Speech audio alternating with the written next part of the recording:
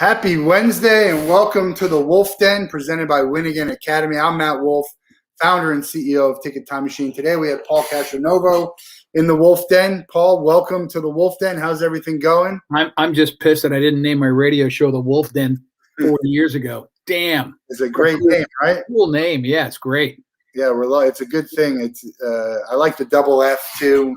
For those of us in the audience who don't know who you are, I'm in South Florida now, so a lot of the people that I know that are listening will know who you are.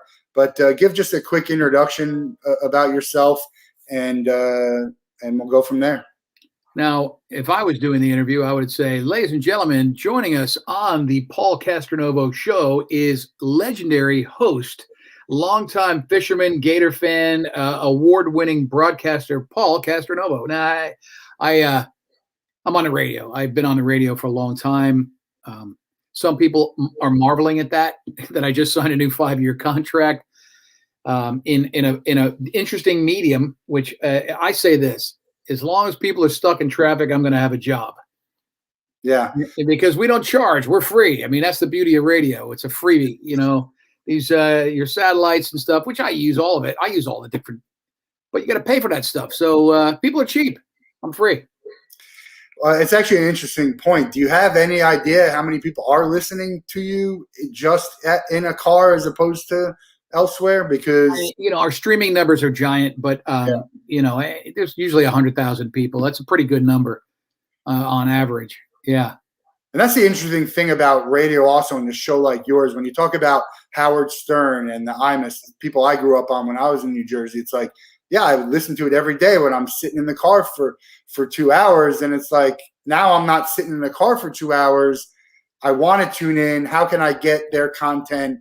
How can I be a listener? Because I'm not just going to sit, for 4 hours at my desk with it on, possibly if there's other stuff you have to do. But our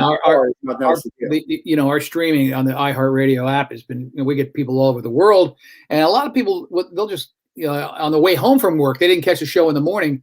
They'll listen to the whole show, and it's interesting because in the podcast you can listen to an entire 4-hour show in like 30 minutes, or an hour, whatever it is. So yeah, I usually get people when they're working out. That's when I listen. Yeah. What do you listen to? I mean, you're on yourself. What do you find interesting content, whether it's a podcast or? Yeah, I think Conan needs a friend. Conan O'Brien is hilarious. I love his take on celebrity interviews. I think he's brilliant. He's funny. He doesn't do anything other than funny. He has serious moments, but I like the silliness of Conan O'Brien. I also recently discovered Smartless. These guys. It's Jason Bateman, Will Arnett, and Sean Hayes, and they surprise each other with a celebrity guest every week. And after 1 year, they did an $80 million contract with Amazon. So after a 40-year radio career of interviewing millions of people, these three sons of bitches go on and they do a podcast and they make $80 million. Jason Bateman, I will watch anything with Jason Bateman in it. To me, he's my favorite actor. And he's got such a range too. Now he's funny. He's got his bit, but he's got. Have you heard this podcast? I have not yet. Oh, you're gonna love it. It's great. Listen to it. Well, let's start from the beginning. How does one get it to be a radio host? And was that something you thought about when you were growing up? Where did you grow up? In 2021, I don't have the answer. I have a son in journalism school at the University of Florida right now. Go Gators! And I don't know if I would point him in the direction of doing a radio show, because now, like, everybody's got a radio show. Look at you. I don't know who the hell you are. All of a sudden, you got a show. Anybody can have a show. But for me, it's funny. I go back. I grew up in South Florida. I was born in Brooklyn, but I grew up in South Florida. And in high school, I used to listen to the radio shows, WSHE radio. And I did the morning announcements. I was like student council president for a bunch of years through high school.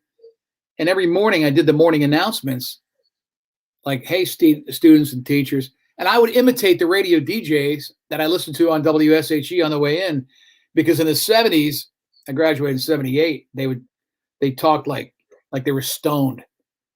103.5 WSHE, man. So I would do these ridiculous voices, and my friends, we'd smoke a joint on the way to school. They would be high, cracking up, knowing that I was imitating the guys on She.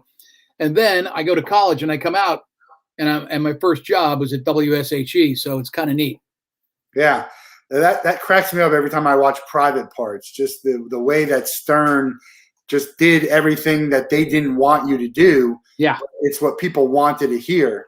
And I've had, I watched that movie as well, and I was in the unenviable position of coming along in radio at the same time that Howard Stern had his most successes, but it never really hurt my career. It's just that there's Howard and everybody else. But I've had 23 program directors in my career. I don't think even Howard had that many. Yeah, that's a lot. So how'd you get your first? And I got to train every one of them to learn how to deal with me. Here's Brent. He's a Gator Jace Rube. Brent and I go to a lot of Gator games together. We'll get into the Gators. We'll talk some fishing. Brent's an excellent fisherman. Beautiful. He doesn't invite me on his boat as much as he should. It's because you're probably not that good. That's probably it. But I'm entertaining, and you have to have someone on there who at least can bring some stuff other than fishing. I agree. Now that's a good point. You got to have someone fun on the boat. It's just that if you get seasick, you can ruin everybody's day very quickly.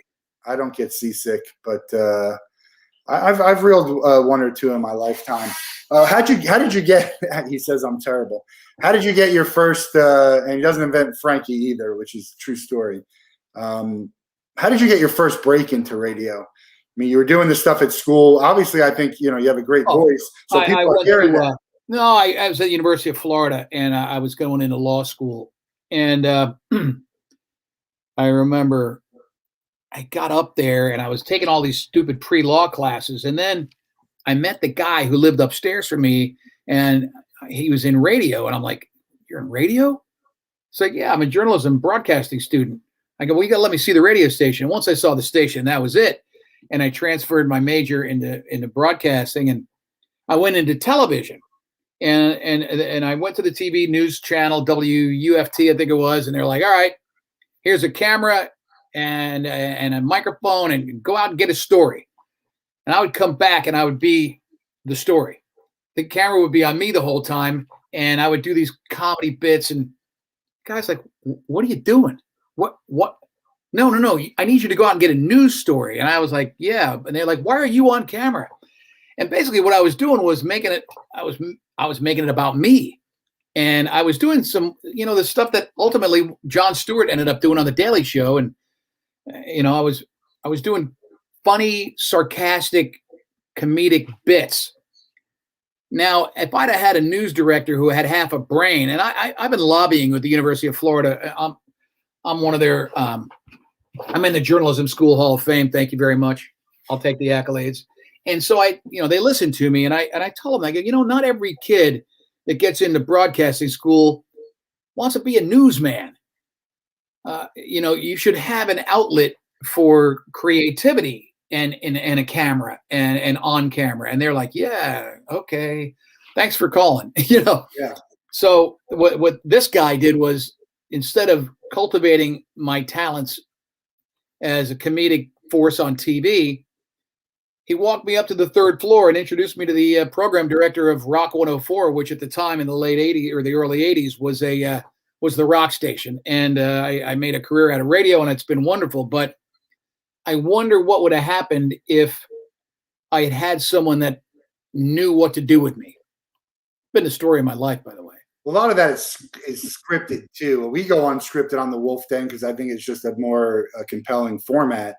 So the TV is scripted, the radio, right? I mean, you kind of just start talking and see where it goes. You have an idea of what you're going to talk about, right? But then you kind of see where it's going to go. Yeah, I mean, I like to have an idea of where I'm going. I certainly don't wing 4 hours a day. I know what's coming up. But yeah, it's interesting. I don't know what would have happened, and I probably could have pushed it a little more. But I've made a great career, and I've made a great life for my family at a cracking jokes 4 hours a day for, I don't know, when did I start on the air? 1981. Jesus. Yeah. So when I moved down here, I first started listening to you with the Paul and Young Ron show. Yep. How did that happen? I was I was doing. I started at K102 and WSHE in Fort Lauderdale. I was doing them afternoon shows and evening shows, and but I got an offer to do a morning show in Orlando, and I took the job, and that lasted a couple of years. It was the Tommy and Paul show, and I ended up, in radio early in your career, you got to bounce around, you got to move to different cities, and you got to work your way up. I always wanted to get back to South Florida, and I was up in Nashville, and I lost my job there, and then I went to Birmingham, and that was god awful, and I was like a fish out of water. This New York kid from South Florida who thought he knew everything about radio on in Birmingham. And I kind of a bunch of yahoos, with all due respect to the Alabamans. And I actually played the Gator fight song on the flagship station for Alabama football. And that's what got me fired. Steve Spurrier, by the way, loves that story. So my goal after being fired in Alabama was to get back to Miami. And there was no Howard Stern at the time in South Florida, and morning radio was wide open. And I kept pestering this program director at WSHE, and he's like, well, I got this guy, he does the midday show, and he's a newsman, but you guys might work out. And I said, well, let's go to dinner and let's see. And he and I went to dinner with Ron Brewer, my old partner, and about 6 or 7 other people from the station. And within 20 minutes, I was busting his balls, and we had the whole table cracking up. And the guy said, I think we got something here. And yeah, we went 28 years. Pretty good run. Yeah, real good run. And you moved from a few stations too. How does that, people don't really care necessarily what station you're on, right? Yeah, I just do that to make more money. I was at WSHE. The guy didn't want to pay me. And then an old friend of mine came to me and said, hey, I'm launching a radio station. It's called 94.9 Zeta. We're going to change formats. We would love to consider having you come over as the morning show. And I'm like, all right, let's talk about it. And I actually sat at a restaurant, and like they do in the movies, I said, well, what are you going to pay me? And the guy wrote it down on a napkin, just like in the friggin' movies. It was really cool. And my eyes popped out of my head because he doubled my salary. I'm like, yeah, I'm going to take that.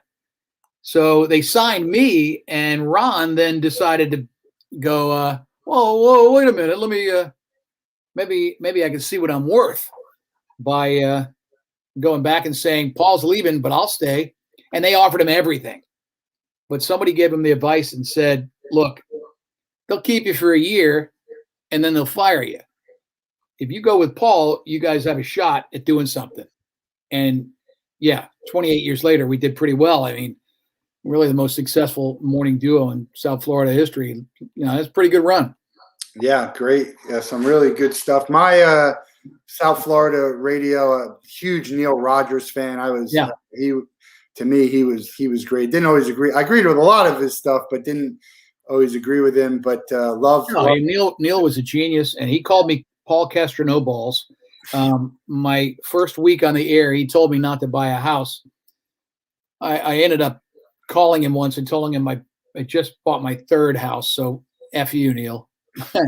But he was a genius, yeah. How is he as a person? Was he like he's like a crotchety old man on the radio? Yeah, he was weird, and he was like that. Every time I met him, I'd be like, "Hey, I'm Paul." He's like, "I know who you are." That guy. He was not. I know people that worked with him, and they said he was uncomfortable in his own skin, and that cantankerous attitude he had on the radio was him in real life. Yeah, which is good when you can do that and not have to, because it just makes it easy, right? I guess, yeah. I will tell you that what you see is what you get with me. I never was able to put on a persona. I've been a gregarious guy, and I think that the same character I play on my shows is me in real life. No, I think it works well. Also had an experience with footy. I was a footy wingding champion. Won a trip to the Turks and Caicos. Wow, good for you. Pat Riley and Dan Marino were judging on the stage at the wingding. It's got to be 15 years since they did the wingding, right? Footy's an old buddy. He and I go back. Yeah, we were rivals, and then they brought him into our building, and I'm like, I hate that son of a bitch. And then we met. We loved each other. Yeah. By the way, we became friends, but I will tell you this, and all my radio friends that I work in the same building with, I want them all to fail. or do just enough that they're under me. That's the competition in me. I mean, we're all in this for the ratings. And while I love you, I also want to beat you soundly. Is that Of course, that's the goal of having the radio show, right? Yeah. Even TV show or anything. You just gotta, but you all can do well and still, the thing is, it's like stay in your lane if you know who your demo is. And yeah. I mean, being on different radio stations, I've always targeted men as far as demographics go, but we've always done very well with women, which is I'm very proud of, because traditionally the rock stations don't do as well demographically with the ladies, but we've done well. We've been great. It's been awesome. What's the environment like now? You have iHeart, and you guys are involved with iHeart. Entercom rebrands to Odyssey, and so there's a lot of different media out there that is competition, but also is sort of an extension of what you do. So how has it evolved over the years? Yeah, it's the same.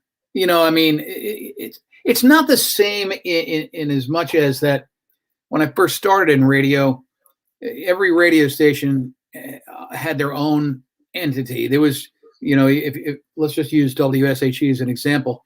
You had a morning show, you had a program director, you had a midday show, an afternoon show, a night show. You had the promotion department, you had a promotion director and 2 or 3 assistants. You had a production director and 2 or 3 assistants. Well, now, we got 8 radio stations in our building, and you might have 1 promotion director for 5 radio stations, and 1 program director has 4 radio stations. It's become a different business model.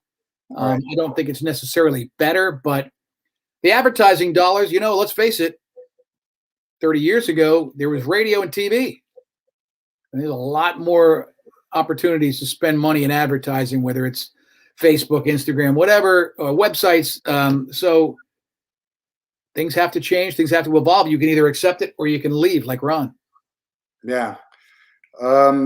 What happened? I don't know this story. Is that something? He just retired and done working. He made a bunch of money over the years, and he was like, "Yeah, I'm 65. I'm out."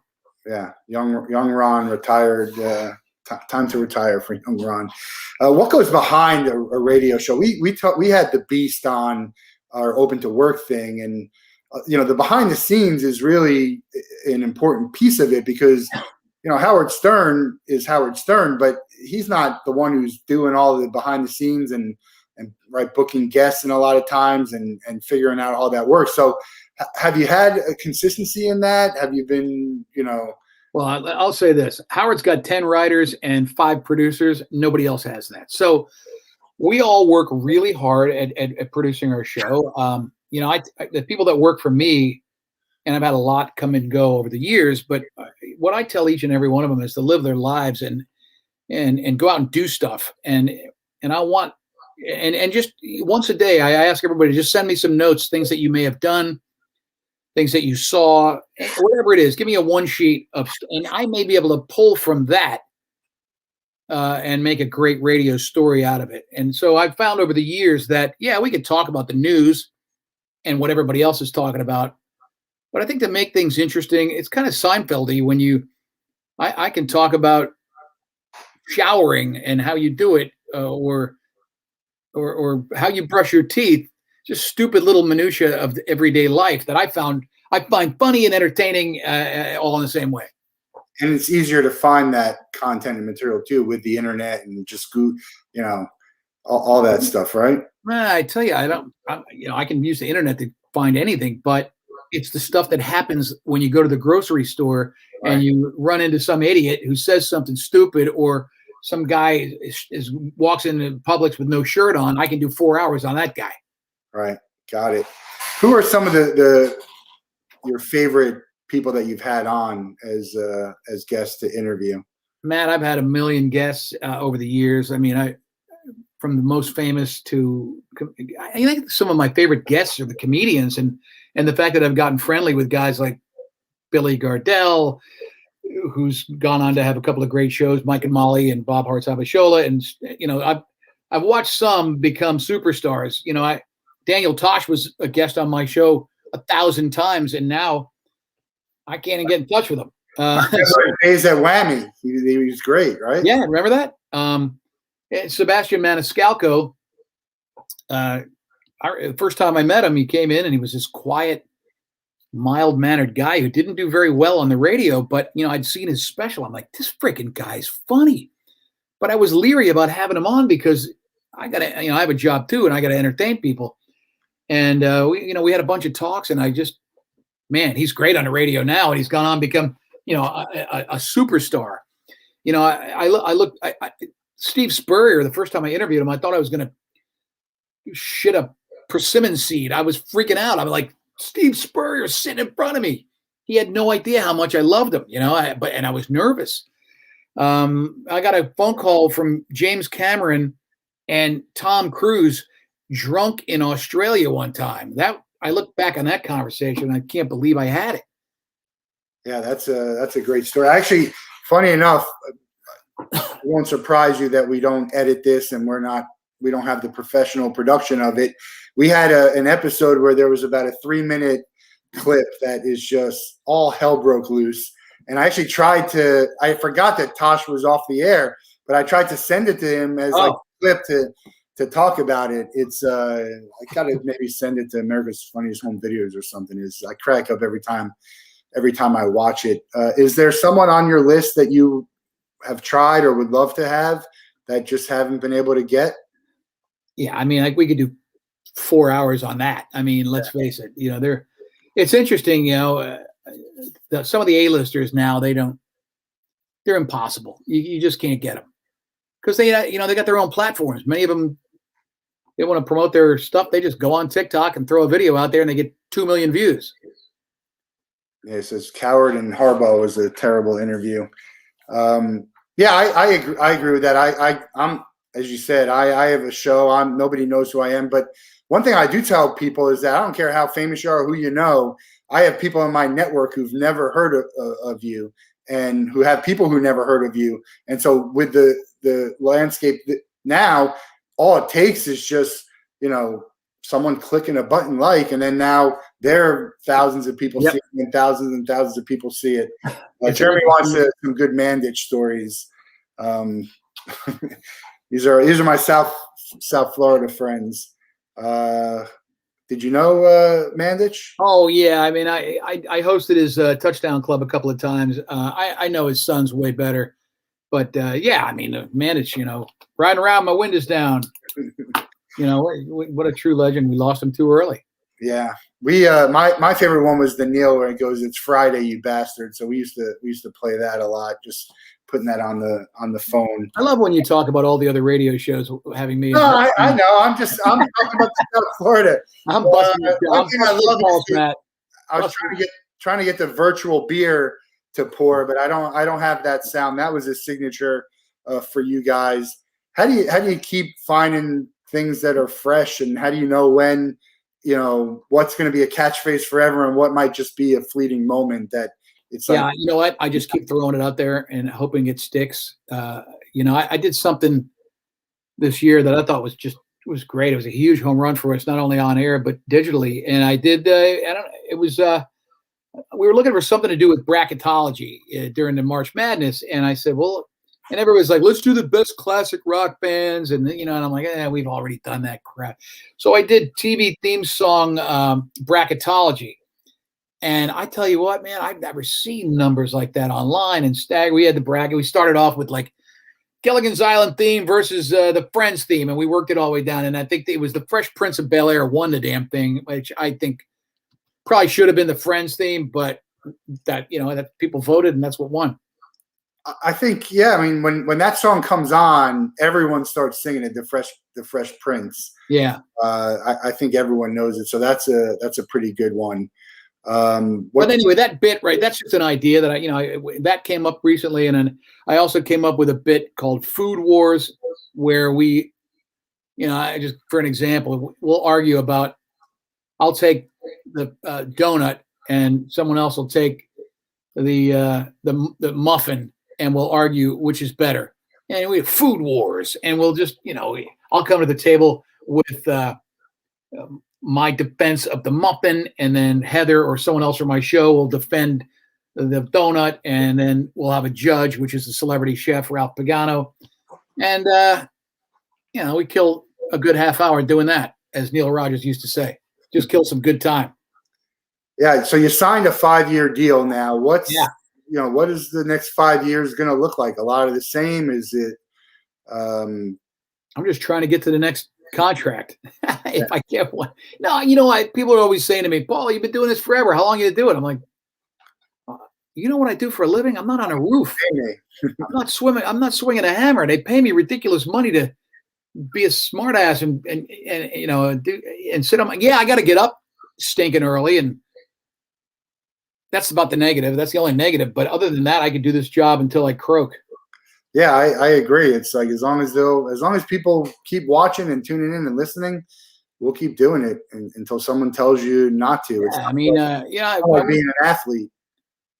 And my attitude was too with the company. I said to him, I go, listen, if you don't want me, that's fine. I'll go to another station in town. I mean, I think my reputation is pretty good after, I don't know, however many years it's been. Jeez.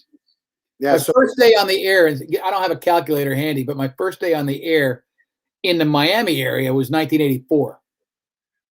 Yeah. So we can there's a Twitter handle called How Many Days, and it counts how many days since Georgia won a national championship. Oh, that's hilarious. And literally every day they just add one, and they troll them also, but you could probably figure out a number because it's 4 years is what, 365, so about 1,500 less. Just subtract about 1,500 from the how many days in Georgia, which is for those of you that don't understand, if you're a Gator fan, Georgia is your arch rival, and it really pains us that they've actually done a lot better than us in the last few years, even though we got them this year. Yeah. And they haven't won a national championship since 1980. Herschel Walker. Yeah. It's crazy to me. The other thing I always joke about, I'm like, no, come on, that can't be right. They had to have won something in the last 40 years, right? By the way, I got to interview Herschel in studio, and he couldn't have been nicer, but I sat down in front of him and I cracked the mic open and I said, the first thing out of my mouth was, do you have any idea how much you ruined my life? Because I was at that 44-0 game in Jacksonville when Herschel ran up and down and all. I even got in a fight at the stadium. I mean, so, he loved it. He loved the fact that he beat the Gators and pummeled us. But he was a nice guy, It's funny about my career. You mock somebody for a long time. Then you meet them and you realize they're nice guys. Yeah, I used to hate Peyton Manning because when I went to school, he was there, and we beat him all the time. But he never beat us. Yeah, he leaves, and I love the guy as a player. I think maybe the greatest actor as an athlete. I will say though, he did piss me off though because remember when he was toying with the idea of coming to Miami and he shunned us. Yeah, I remember that he was driving down 95 and the helicopters were following him. Peyton Manning is driving down. Everybody's like, he's going to interview. And he just said, yeah, I'm not interested. Went to Denver and he did okay. But yeah, he did all right. Yeah. Tebow, which I'm a Broncos fan. And, I said, that's the right move. Look, it's unfortunate for Tebow, but that was the move. I think Tebow could have played. He did well, but you can't not have Peyton Manning on your team. Boy, Tebow, that poor guy, man. He's such a talent, such a nice guy. He's done nothing to hurt anybody, but they just hate him because he prays. It's the weird. I don't care about that stuff, but I don't care. I mean, I think I wouldn't. There's people who thank Jesus and praise God and Lord. I'm Jewish, so I don't do any of that stuff, and I find it weird that there's people on the other side who just lost.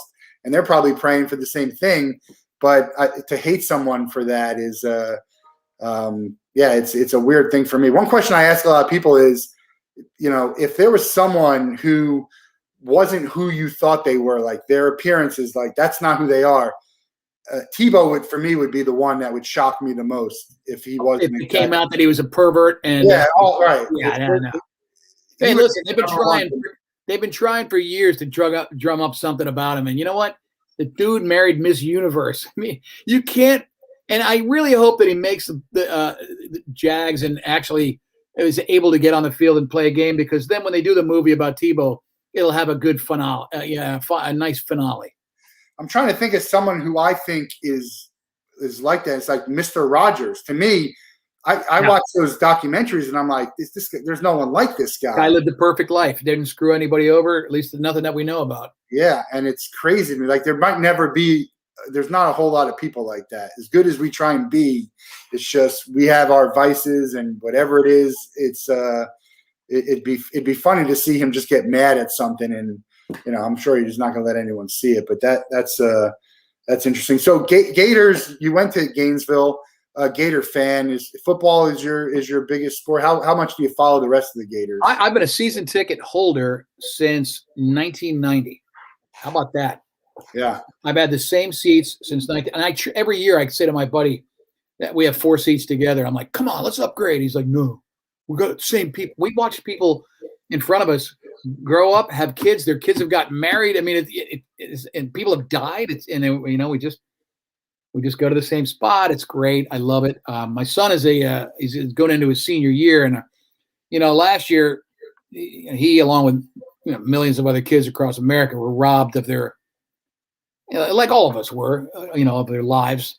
So I'm really looking forward to his senior year and going to the games and being with my kid and partying with his fraternity brothers and all that stuff that we didn't get a chance to do last year.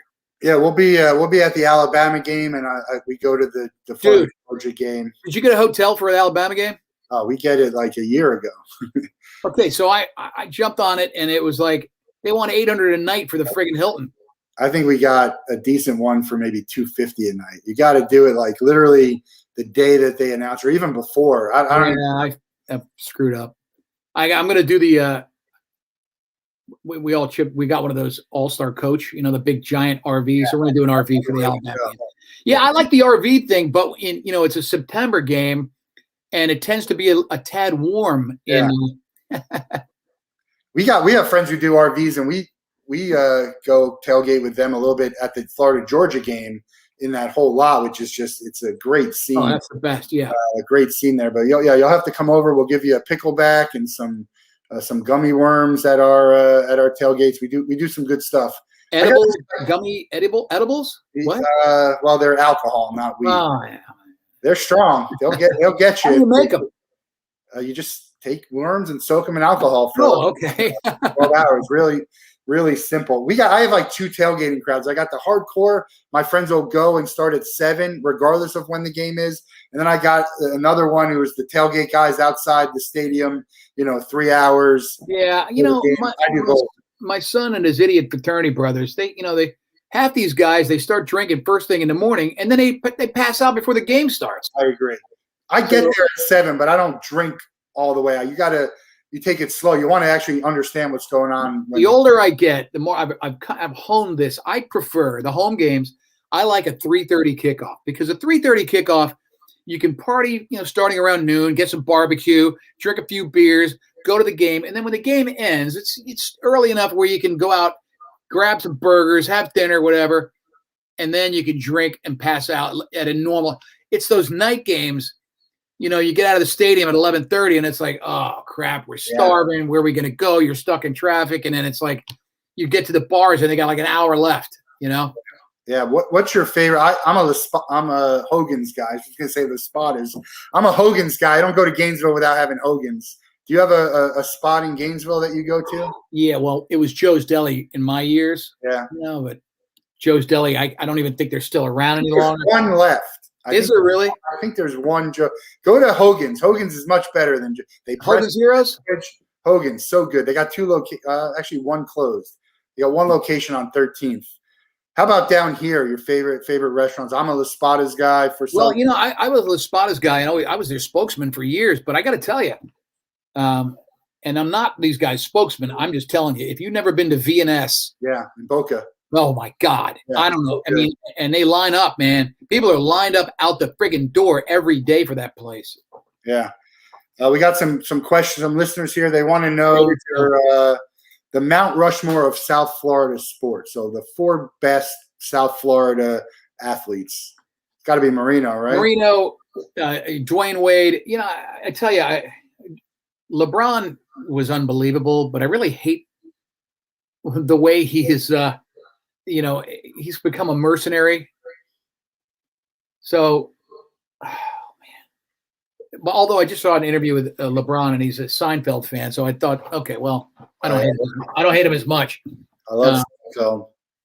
Me too. I'm a big nut. All right, Mount Rushmore of South Florida sports. Yeah, I'm putting Marino and Dwayne Wade at the top. Am I wrong? No, I would think those are the first that come to mind. I'm trying to think of Marlins like a Conine or. Listen, Conine got the Mr. Marlin nod. He and Al Leiter, I go back. Al Leiter was a great pitcher who pitched a no-hitter, and I was actually at the game May 11th, 1996. The fact that I remember that is beyond me, but May 11th is my son's birthday, and I remember the day because no one would go to the Marlin game with me.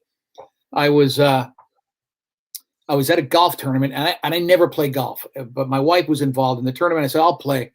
And I played in the tournament, and I kept saying to my foursome, I'm like, I got tickets to the Marlins game tonight. You guys want to go? And they're like, no, screw that. I go, come on, they're playing the Mets. And my wife's like, she wasn't even my wife at the time. She's like, I'm not going. I'm too busy. And I called everybody, and I ended up going by myself. I was a baseball fan at the time. And I'm sitting there, and sitting next to this guy, and about the fifth inning, I go, buddy. And he was an old Cuban gentleman. He goes, Senor, do not say. What he meant was, you don't bring up the fact that we're watching a freaking no-hitter. By the ninth inning, the two of us were dancing and hugging and crying, and it was unbelievable. And to this day, I still remind Al Leiter, he was a good friend of mine, about that day. Whenever May 11th comes up, I'll send him a congrats. That was the no-hitter day, and he'll send me a happy birthday to my son. Yeah, no-hitter is – I started Ticket Time Machine because I was at the Marlins game when Edinson Volquez throws a no-hitter. And it's a whole nother story. Let me come up with my fourth for the Mount Rushmore. How about Barkov? The superstar stud for the Panthers that no one pays attention to the Panthers. But I say that because he's my neighbor. He lives across the street. And I swear I've been trying so hard to freaking become friends with him.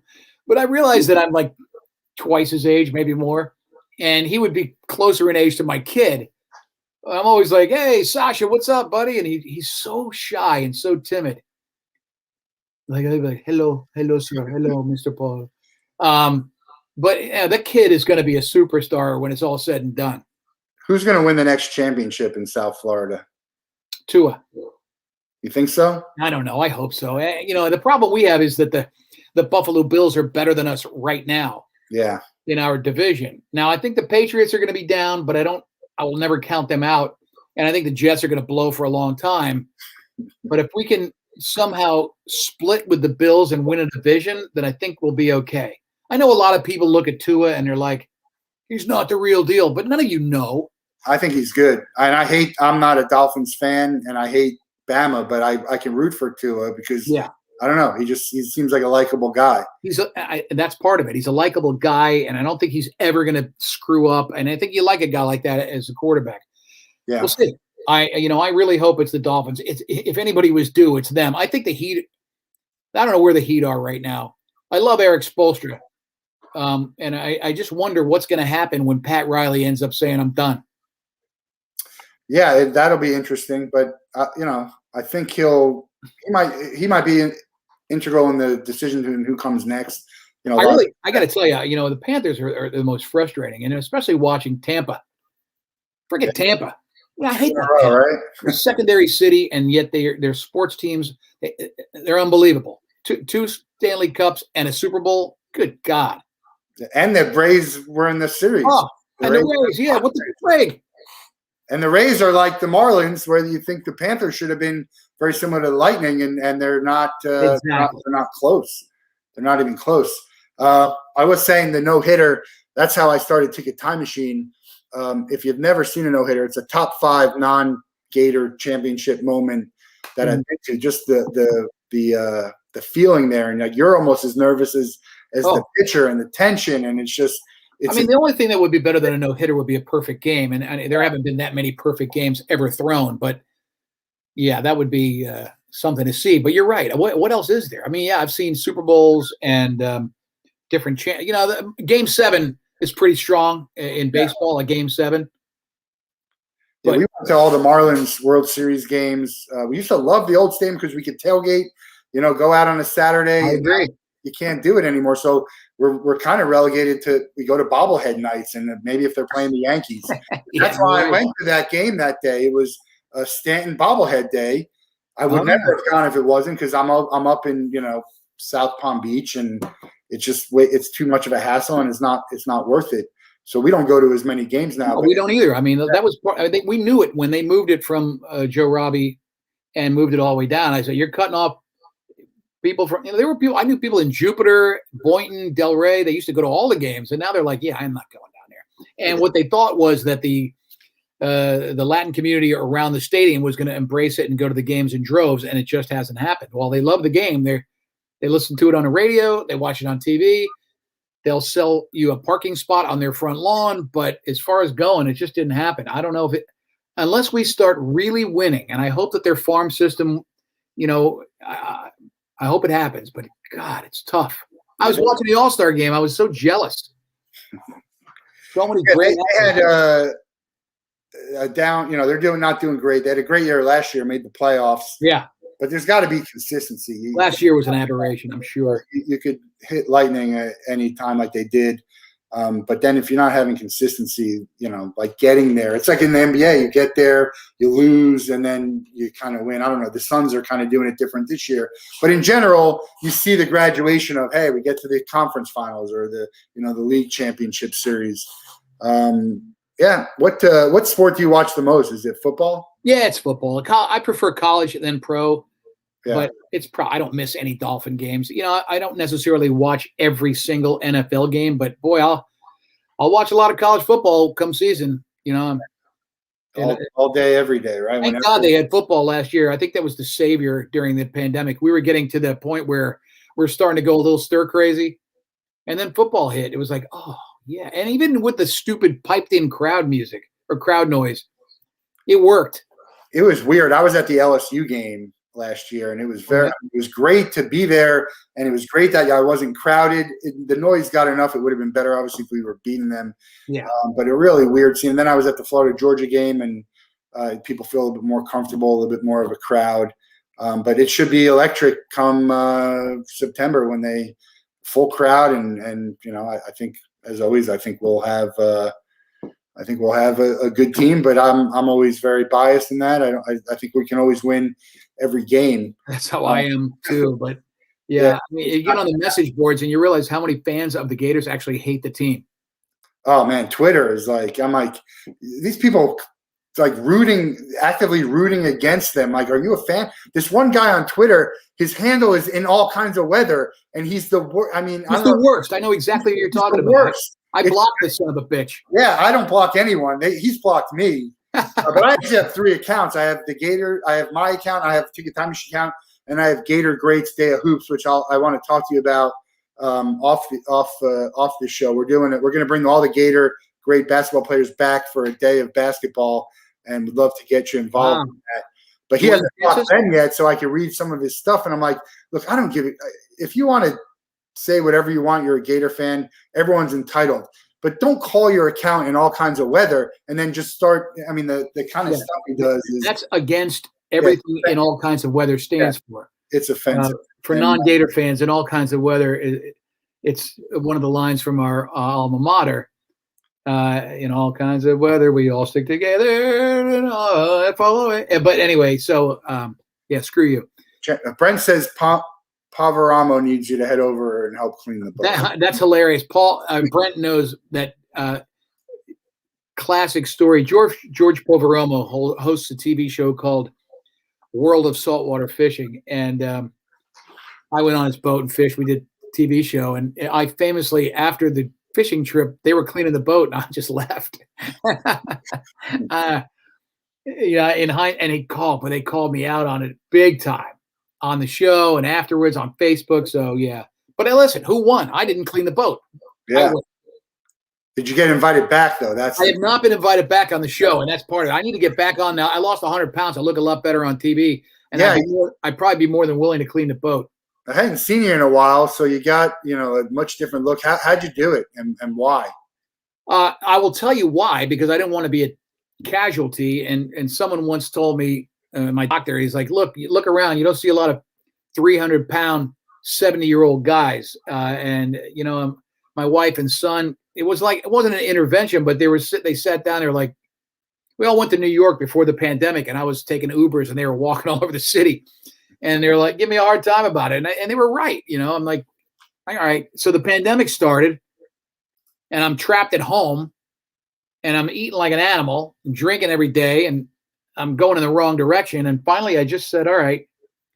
And I called the doctor, and I talked to nutritionists and trainers, and I just boom, boom, boom, but did all the right things. And call me crazy, but if you eat less and exercise more, you'll lose weight. But I did it, and I've done that 1,000 times over the years, and I'd lose 20, and then I'd go, oh, good, I can keep going. This time I just kept going.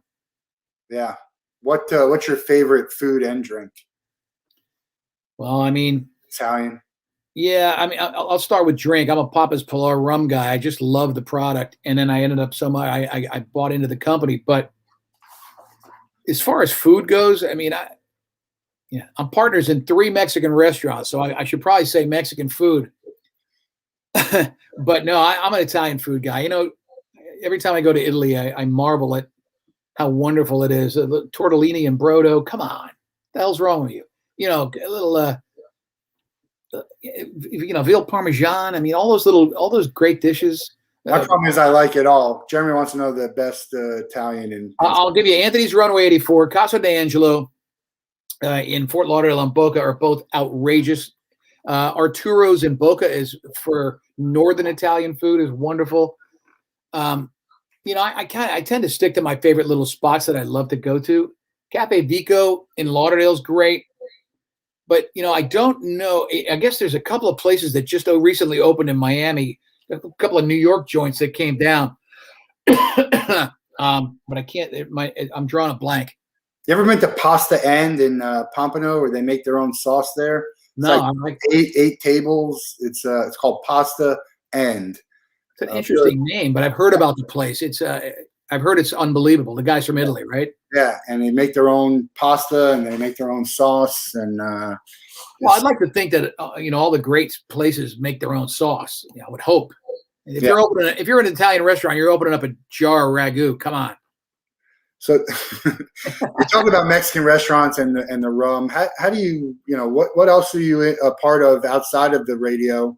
All right, so years ago, I had an opportunity with Dan Marino and Anthony Bruno and the guys that owned Anthony's Coal-Fired Pizza. They came to me and they're like, Paulie, we know you love the product. You want to buy in? And I was like, I don't know. And the next thing you know, they're all millionaires. They sold it. They made 60 restaurants. They all made a fortune. And I got a pizza too, right? Great. I got a pizza named after me, and I didn't make a nickel off it. So fast forward 20 years, the same crew gets together, and they're like, "Hey, we got this restaurant, Taco Craft, at A1A in Lauderdale by the Sea, and it's killing it. And we're going to open up more. We're going to ask you one more time, Paulie." It was like the heads of the 5 families from The Godfather: Marino, Bruno, Pat Marzano, and these guys all sit down there. We'd like to know if you want to get in on a little action, what's your beak a little bit. So my wife and I sat down. We said, we're not going to miss the boat twice. So now we get a little piece of the action. I wet my beak a little bit, Taco Craft. And by the way, the one we just opened up in Victoria Park, and when I say just, back in January, right on Federal Highway between Sunrise and Broward. And it's beautiful. It's a gorgeous restaurant. It's packed. The food's outrageous. My favorite thing on the menu is it's a flight of guacamole where you get 4 guacamoles and all these different flavors. Really, really good. Yeah, I like that. We made homemade guacamole last night. We do that a lot here. It'd be funny, like not funny, but the one you do, it doesn't they go bankrupt, and the one you do, that'd be hilarious. That'd be hilarious. It wouldn't be funny. It'd be ironic. I guess ironic. Ironic, yes. Yeah, funny. Well, funny to everyone but you. Well, we're getting ready to open up in Plantation. That should happen at the end of the summer or early fall. It's going to be a massive store right in this new Plantation Walk. It's one of those mixed-use places with apartments, and it's going to be spectacular. Can't wait. It'll be the reason I drive to Plantation, other than go to Bo Camper's joint. Yeah, they have a nice spot there. My temple used to be in Plantation. I have a good Chinese food place there, but I'm far away. I don't. All right, let's talk Chinese, because I firmly believe that as many people that in South Florida that should be enjoying Chinese, we're underserved. You go to New York City, then every other restaurant's an unbelievable Chinese restaurant. Yeah, I don't think we have a great one. At Silver Pond in Lauderdale, not Lauderdale, I think it's Plantation, Lauderhill, was unbelievable, but now they're under new ownership, so I don't know. I hear there's a great one in Coral Springs, but that's the question. I've been having this conversation on the air for years. It's hard. Most of the stuff I do is takeout. I had a place called Jan Mai who has great takeout. I'm a mixed soup guy, so that's that's what I like to get. Dim sum. I like a dim sum. Yeah, there was a place on 441 that had good dim sum, and then they opened up a dim sum place on in like Dania on the west side by Sterling. I think I have to get the name of that. But let's face it, we're in Boca. You're in Boca. Is that what you said, Matt? I'm in Lake Worth. Yeah, I was in Lake Worth. Okay, I went to Lake Worth High School. Ah, there you go. They named the cafeteria after me, the Paul Castronovo Memorial Cafeteria. I'm like, why memorial? I'm not dead.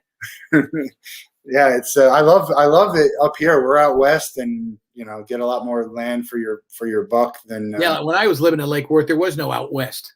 Yeah, it's crazy what they built here. But for me, growing up in New Jersey, bagels. There's no bagels down here. You ever been to Flakowitz? I've been to Flakowitz. We catered Flakowitz, and their bagels aren't bad, but I wouldn't. They don't even hold a candle to anything up north in my eyes.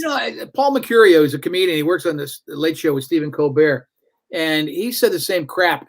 And he hopped on a plane in New York and brought me a bag of bagels, and I was like, okay, what's the difference? Yeah, what about Brooklyn water bagels? They use the same damn water. Yeah, there's just something about in New Jersey. I don't know how to explain it. They're bigger, fluff. I had a Flakowitz bagel this morning. Really?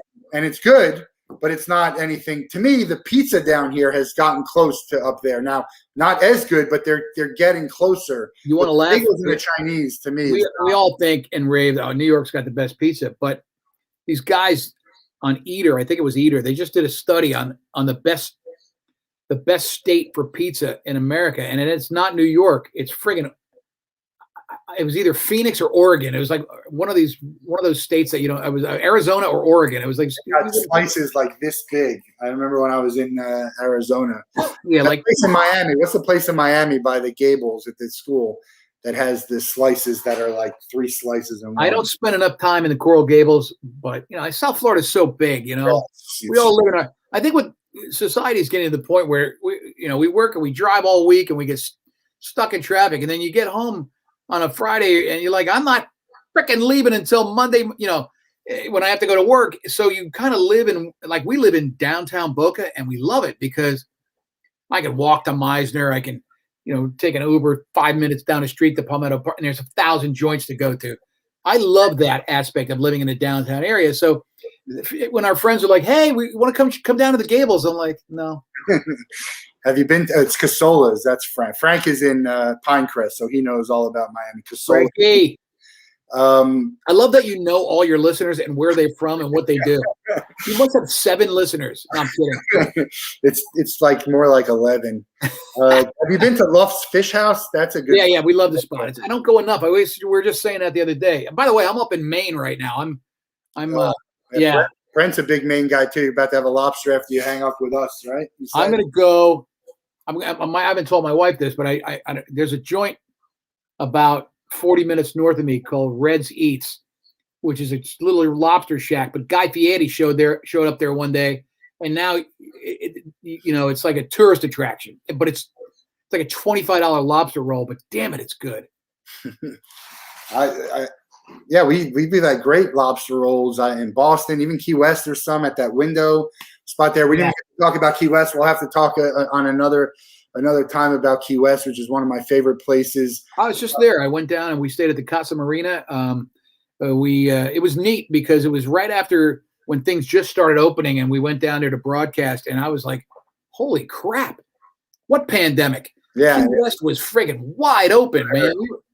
we watched a band at Mango's. We walked across the street, watched some other live band. Yeah, it was wonderful. I get a bacon and lobster omelet at Blue Heaven every time I'm down there. The exact thing that I ate when I went to Blue Heaven for breakfast. I made Heather and Mike wake up early just to go to Blue Heaven with me. And the trick is, if you've never been to Blue Heaven, if you go there at 8 o'clock, you can get in. If you go there at 8:05, you're going to have to wait about an hour. Brent is talking about the donut. It's called the Holy Donut. Potato donut place in Portland, Maine. It's outrageous. We love it. We go there all the time. You can have I have a Bloody Mary. I listen to the music. I play some ping pong waiting for Blue Heaven. So for me, it's not it's not a big deal. Hey, I went to a place in the Keys, the Amara Cay Resort, and I stayed there. It's a nice hotel on the ocean side, and I went there and met my buddy for breakfast. And he orders a Bloody Mary, and the friggin' thing came with a hamburger and a chicken wing stuck in it. We had one of those in Texas. It was $35. Yeah, I had a hamburger, shrimp, chicken tender. It was great. We got a few minutes left here, so I want a bucket list that you haven't been in travel in the world, a bucket list sporting event, and then I'll get you out of here on the last. Right. Well, when I turned, I haven't done Hawaii, and it's killing me because. Yeah. I grew up a surfer in South Florida, which I remember as a kid reading Surfing Magazine, and I thought I would end up there one day, and I never got to Hawaii. And being heavy for a long time, I probably wasn't going to be able to surf. But now that I'm lean and mean, it's on my. The problem is I'm getting older. I probably will not be surfing Pipeline, but there are plenty of. I just got to get to Hawaii and say that I surfed it. I've done a lot of my bucket list stuff. I've been to Panama and the Tropic Star Lodge 5 times, which to me is the fishing bucket list. Any of you guys listening, it's just, there's nothing like it. And I've been to Italy many times, but I was supposed to go to Italy for my 60th birthday, and that didn't happen because of friggin' 2020. Yeah. So get back. What's your favorite fish to fish for and to eat? Oh, I think, if I had one fish to fish for the rest of my life, it would have to be mahi. But as far as eating goes, buddy, you catch me a grouper. Let's go. Grouper. All right. I love baked stuffed grouper. There you go. How about a bucket list for sports? Sporting events? Yeah, sporting events. I've seen all the Gator National Championship games. I need to see another one. And here's my bucket list in sports. I want the Dolphins to go to a Super Bowl. I want it to be at Hard Rock Stadium, and I want to be there. That's my bucket list sports. Yeah, good luck. I know. Good luck. All right. Well, what do you mean good luck? The Dolphins have as much chance as anybody else to go. I'm not at home. That's the hard. The freaking Brady. The fact that Brady did that is insane. It's just unbelievable. Yeah, it's ridiculous. It's crazy to me. But they always the Super Bowl rotates through Miami every 3 or 4 years, so the odds are that in 3 years or whenever it comes back, that Tua will be our quarterback, and maybe it happens. I love how your bucket list is. Why don't you just start with them actually winning the Super Bowl or making the Super Bowl? Then worry about where it is. You asked, and I thought I'd give it up, and instead I'm getting chastised for my personal opinions on your damn podcast. Everyone's got their thing. We'll let you out here on the same question we let everyone out of the Wolff Den on. You can pick one person in the world to meet and spend the day with. They have to be living. You can't be related to them. It can't be someone you know. We're going to make it happen for our guests. We did some outreach for all of the guests. Who is it, and what are you guys going to do? Well, I don't want to say what Jennifer Aniston and I are going to do, but if you can put it together, let's make it happen. Jennifer Aniston is it. They got to be willing. They got to be willing too. Oh, willing. Okay, I forgot about that part. Yeah, let's go with Jennifer Aniston. If you can get Dave Letterman or Pacino, that'd be great. But Aniston is one, or well, I mean, I wouldn't hate it. I mean, I don't know. My wife's listening. Jennifer Aniston is one of my favorite actresses too. So she's great. She's been on my. Did you watch the Friends reunion? I didn't get to see it yet. Yeah, it's great. It's kind of touching. It's neat. Yeah, it's funny to watch Joey Tribbiani being a chunky guy. He put on a bunch of weight. It's a curse. Yeah, I got to watch it. I like the show. I'm a Seinfeld guy, so I think if you're watching Seinfeld and it's right there, you just kind of got to it. My buddy Brent wants to do Fishing with George W. He doesn't understand that he actually has to be a guest on the show for it to happen. But anyway, really appreciate the time. Come to the tailgate. We'll do a pickleback at the Bama game. Check out Paul Castronovo show on Big 105.9, the podcast on iHeartRadio. Any last words? Have a hectic day. Good talking to you, man. Really look forward to meeting you in person. Sounds good. Thanks, Paul. Really Go Gators. Great. We got Go Gators. We got some great shows tomorrow and Friday. So tune in. Have a great afternoon. Thank you.